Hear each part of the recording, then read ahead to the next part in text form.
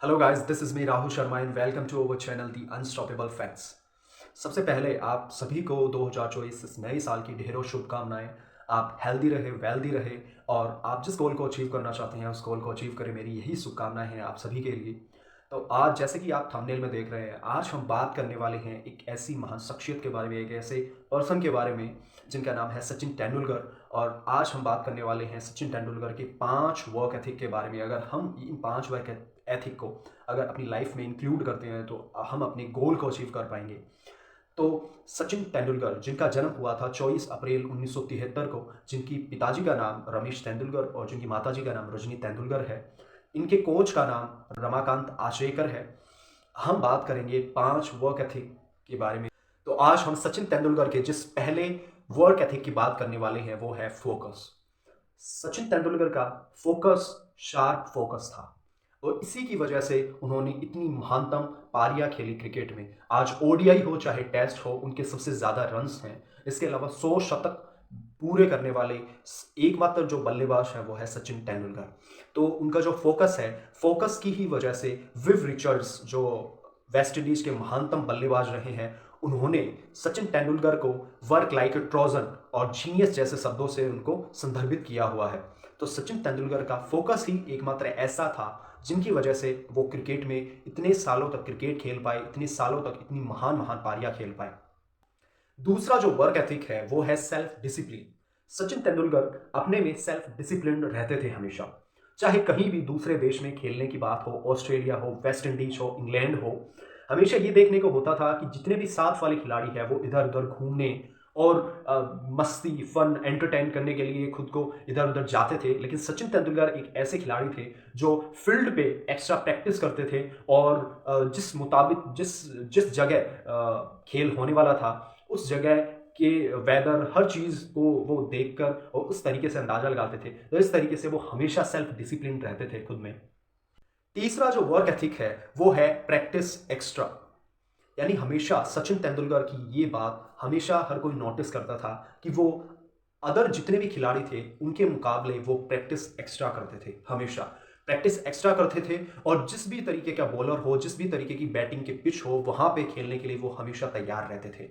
वो हमेशा जितने घंटे की प्रैक्टिस सेशन होता था उससे ज़्यादा वो प्रैक्टिस करते थे और अपनी प्रैक्टिस की ही वजह से वो अपनी बैटिंग को इतना निखार पाए।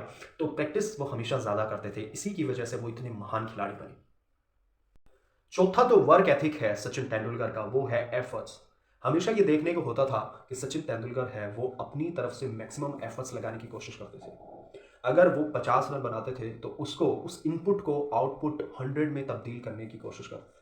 तो हमेशा वो अपनी मैक्सिमम एफर्ट्स लगाते थे, चाहे किसी भी दूसरे देश में खेलने की बात हो, चाहे बात हो हमारे खुद के भारत देश में खेलने की बात, वो हमेशा अपनी तरफ से अपनी उस अपॉर्चुनिटी का बेहतरीन तरीके से इस्तेमाल किया करते थे। जो लास्ट और जो फाइनल फिफ्थ नंबर जो हमारा वर्क एथिक है वो है पेशेंस। सचिन तेंदुलकर हमेशा पेशेंस रखते थे और इसी पेशेंस की वजह से वो इतनी महान खिलाड़ी बन पाए और इतने साल तक क्रिकेट को दे पाए। चाहे किसी भी दूसरे देश में खेलने की बात हो, चाहे अपने देश में खेलने की बात हो, वो हर तरीके की पिच, हर तरीके की बॉलिंग, बैटिंग, वेदर कंडीशन में खेलने के लिए हमेशा खुद को रेडी रखते थे। कहते हैं ना कि big things take the time. तो इसी तरीके से वो हमेशा पेशेंस रखते थे और पेशेंस की ही मुताबिक वो अपनी इस खेल को इतना निखार पाते थे।